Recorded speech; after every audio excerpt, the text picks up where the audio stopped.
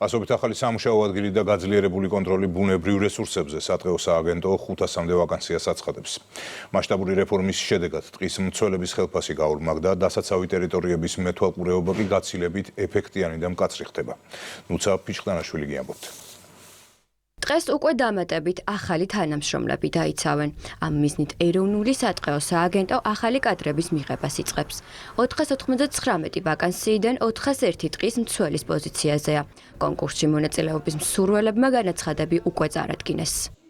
Ქონდა დიდი დაინტერესება, მოვედი, მივიღე მონაწილეობა აღნიშნულ კონკურსში, ფიქრობ, რომ თავი გავვრთი წარმატებულად და სიამოვნებით ვემსახურებ საქართველოს ტყეს. ტყის მცველების შერჩევის პროცესი სააგენტოს 9 რეგიონულ სატყეო სამსახურში მიმდინარეობს. ვაკანსიების სატყეო რეფორმის ფარგლებში გამოცხადდა. ტყის დაცვასთან ერთად მიზანი მისი ეფექტიანობის ზრდაა. ჩვენი ამოცანაა მინიმუმდე დავიყვანოთ უკანონო ჭრების ფაქტები. აღსანიშნავია, რომ გამოცხადებული იყო ვაკანსიები ჩვენს ვებგვერდზე, ასევე Facebook პლატფორმაზე. აქტივობა იყო საკმაოდ მაღალი, რაც მისასალმებელია. ჩვენ შევძლებთ, რომ გასაუბრებების შედეგად მივიღოთ საუკეთესო კადრები. რეფორმის ფარგლებში 1,700,000 ჰექტარზე მეტი ტყის ფონდი 903 სამცველოდ დაიყო.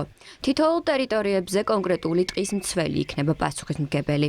ახალი კადრების დამატების შედეგად ერთ მცველზე დასაცავი ტერიტორია საშუალოდ 10-15,000 ჰექტრიდან 2,000 ჰექტრამდე შემცირდება. წლის დასაწყისიდან უკვე გაორმაგებულია ტყის მცველების ხელფასიც. მიმდინარე სატყეო რეფორმის ფარგლებში კიდევ დამატებით 500-მდე ადამიანი შემოემატება სატყეო სააგენტოს, ტყის მცველები, მეტყევეები, რომლებიც საშუალებას მოგვცემს უფრო მაღალი ხარისხით განვახორციელოთ სატყეო ღონისძიებები, ფიზიკური დაცვა გაუმჯობესდეს და რაც მთავარია, ადგილზე შეიქმნას დამატებითი სარგებელი. პროექტის ფარგლებში ტყის დაცვის გაძლიერებასთან ერთად აქტიურად მიმდინარეობს ტყის აღდგენაც. მასშტაბური სამუშაო გასული წლიდან უკვე 1722 ჰექტარზე ჩატარდა. მხოლოდ წელს გეგმით კიდევ 2600 ჰექტრის აღდგენაა დაგეგმილი.